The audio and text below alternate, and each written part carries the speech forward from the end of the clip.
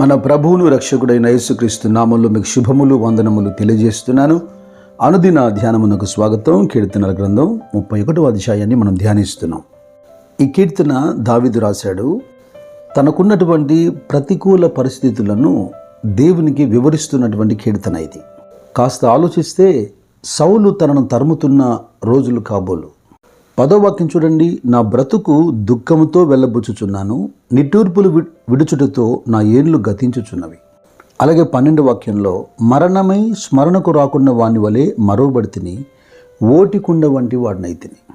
ఇక 13వ వాక్యంలో కూడా అంటున్నాడు, అనేకులు నా మీద దురాలోచనలు చేయుచున్నారు, నాకు ప్రాణహాని చేయుటకు యోచించుచున్నారు, వారు గుసగుసలాట నాకు వినపడుచున్నది, నలు దిశలను నాకు భీతి కలుగుచున్నది. తనకున్నటువంటి ఆపదలను లేదా ఆ కష్టములను వివరించడం నా ఉద్దేశం కాదు, కానీ దావీదు కూడా ఆ సమస్యలన్నిటి మధ్యలో ఒక చక్కటి సందేశం ఇస్తున్నాడు. 19వ వచనం చూడండి. నీ యందు భయభక్తులు గల వారి నిమిత్తము నీవు దాచి ఉంచిన మేలు ఎంతో గొప్పది. నరుల ఎదుట నిన్ను ఆశ్రయించు వారి నిమిత్తము నీవు సిద్ధపరిచిన మేలు ఎంతో గొప్పది. ప్రజలందరూ చూస్తుండగా, ఎందుకు నరుల ఎదుట అంటున్నాడు? ప్రజలు చూస్తుండగా, శత్రువులు గమనిస్తుండగా వారికి తెలిసి, ఇదిగో ఇతడు దేవుని నమ్మాడు, దేవుని మీద ఆధారపడుతున్నాడు, మరి ఇతడు సహాయం పొందుతాడా లేదని ఆలోచిస్తున్న సమయంలో శత్రువులు ఎదుట సిగ్గుపరచకుండా వారి ఎదుటే దావీదును గొప్ప చేశాడు. బబులోను దేశంలో చెరలో ఉన్నటువంటి దానియేలు రాజు కలిగినటువంటి ఆ దర్శనం యొక్క భావాన్ని ఆ దేశంలో రాజు సంస్థానంలో ఉన్నటువంటి మంత్రజ్ఞులు కానీ జ్ఞానులు కానీ ఎవరికి సాధ్యం కానప్పుడు దేవుని ఆత్మ కలిగినటువంటి దానియేలు ఆ దర్శన భావాన్ని స్పష్టంగా వివరించినప్పుడు రాజుతో సహా అందరికీ సమ్మతి కలిగింది. తద్వారా రాజు దానియేలుకు చేసినటువంటి మేలేంటి?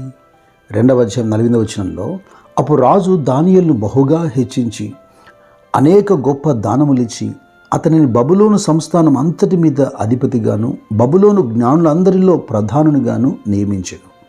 పరిశుద్ధతను కొనసాగించడానికి అన్య సాంప్రదాయాలను ఆచరించకుండా తాత్కాలికముగా కొంత కష్టము దానియేలు అనుభవించినప్పటికీ అన్యుల దేశంలో దేవుని గణపరిచేందుకు నిలబడినటువంటి దానియేలుకు దేవుడు సిద్ధపరిచిన మేలు.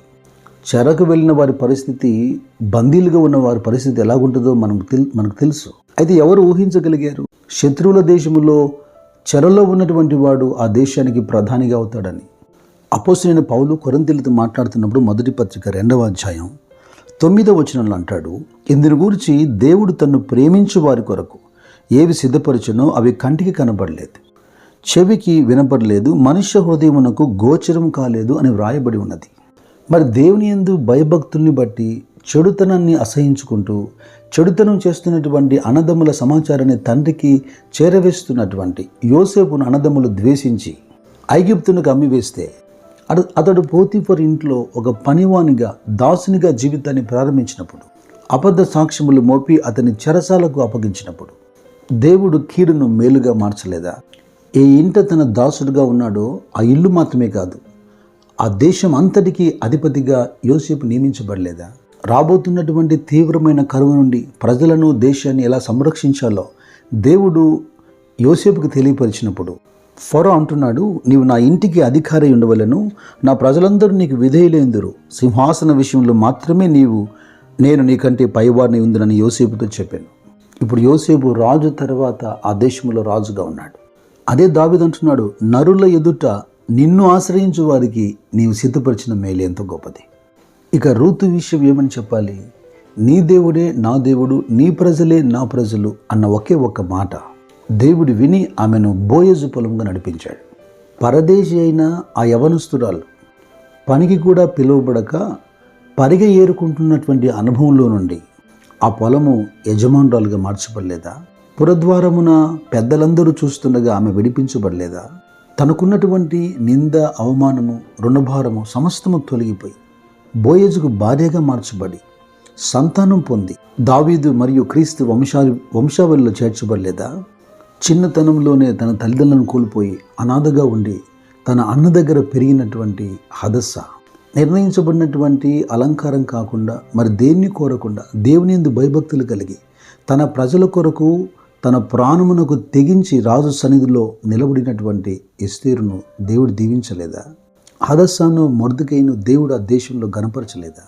అణగారిపోయినటువంటి ఈ కుటుంబము, ఈ ప్రజలు ఆ దేశంలో ఉన్నతమైన స్థానంలో ఉంటారని ఎవరైనా ఊహించగలిగారా? ఇది దేవుడు వారికి సిద్ధపరిచినటువంటి మేలు.